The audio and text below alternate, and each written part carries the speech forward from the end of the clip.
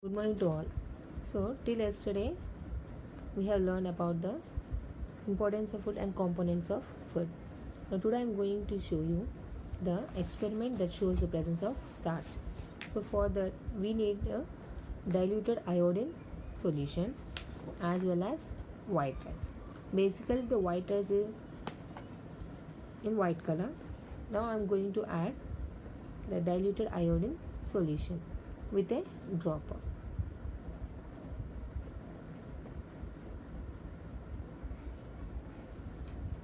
So immediately the food color changes into black. So this shows the presence of starch in the food. If the substance turns into blue, dark blue or black, then it shows that it contains starch. So the rice contains starch. So to know the presence of starch, we have to take a diluted iodine solution with a dropper and we have to add to the white rice. When it changes into dark color, it shows the presence of starch. In the same way, test for fats. Fats, we have to add oil on the white paper, then become translucent. It shows that oil contains fat. Now coming to the table number 2, they have given the food item. Now coming to the table number 2 in the textbook, they have given a table like this. Food and the components. The first one is rice.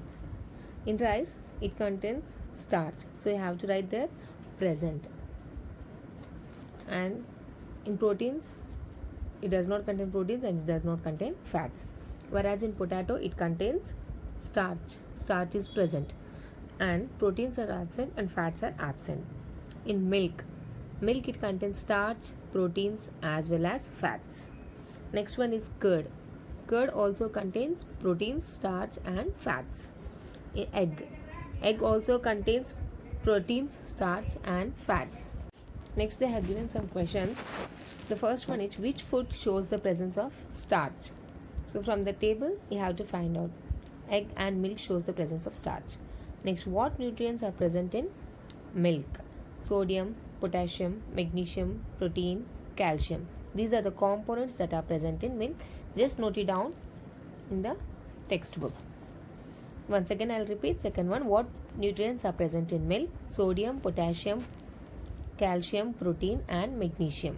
Third one, which component of food could you identify in potatoes?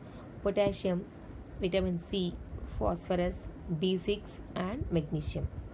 Fourth one, which food contains more fat? Milk. Milk contains more fat. Next, fifth one, which food contains more protein? Egg and curd. So you have to fill the table and you have to find out the answers and just fill up the textbook. Next, so generally every food item contains all the components of food. Some components may be more and some components may be less. We require different quantities of carbohydrates, proteins and fats according to the age. So growing children need more protein food like milk, egg, curd, pulses, etc. So other than these, we need some more components like vitamins and minerals, which are very important for our body and that keeps our body healthy. So vitamins and minerals, they are present in fruits and vegetables. So vitamins and minerals also play main important role in our health diet. So other than this, roughages and dietary fibers. Coming to the next point. So some of the food components that are necessary for our body called roughages are very important. So what are roughages? Roughages are a kind of carbohydrates that our body fails to digest in our digestive tract, and it helps in the free bowel movement and it prevents the constipation problem. So some vegetables like ribbed gourd, beans, lady's finger or some boiled potatoes, sweet potatoes. So in these we can find some strand like structures like fibers. These are called as roughages. They help in free bowel movement and it prevents constipation. So sources of roughages. Where do you find these roughages? In what kind of vegetables you will find these roughages? Bran, shredded wheat, cereals, fruits like apple, plain potatoes, spinach, berries, pumpkins, banana, papaya. These are the vegetables and fruits that contains roughages. We must take care to include the sufficient fiber food in our daily diet. So generally we have a habit of eating some fruits without peels. We eat banana without peel. But fruits like grapes, we have to eat it along with the peel. Some of the vegetables are also used along with peel. Sometimes we make some special dishes like chutneys, etc. with peels. So don't peel or discard the outer layer of the fruits or vegetable because they contain nutrients. They are rich in nutrients. Peel contains fiber which helps in digestion, but nowadays farmers are growing all this with the pesticides, using many pesticides in the fields. So it is necessary to wash the fruits and vegetables in lot of water by adding little a pinch of turmeric powder or a baking soda and make it refresh and safe from the pesticides. So it is better to eat along with the peel. Apple peel. Apple peel contains fiber and it is called as roughage, and it helps in the free bowel movement. So next, the important thing is about the water. Water is also an essential component that is needed by our body. We should drink sufficient water. Do you know we get water from fruits and vegetables also? Yes. Some fruits and vegetables contain water like potatoes, beans, kira, tomatoes, grapes and fruits, apple, papaya. All these contains water. So the water that we drink daily in our life. Now about water.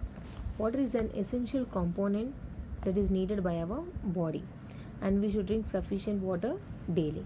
Do you know we get water from vegetables and fruits also? Yes. Even the fruits and vegetables contain naturally water in them. So the water that we drink daily, to that additionally we are taking water in the food as well as in the fruits. So that the fruits and vegetables that we consume daily, it also gives us some percentage of water to our body, and it is the most important requirement to our body.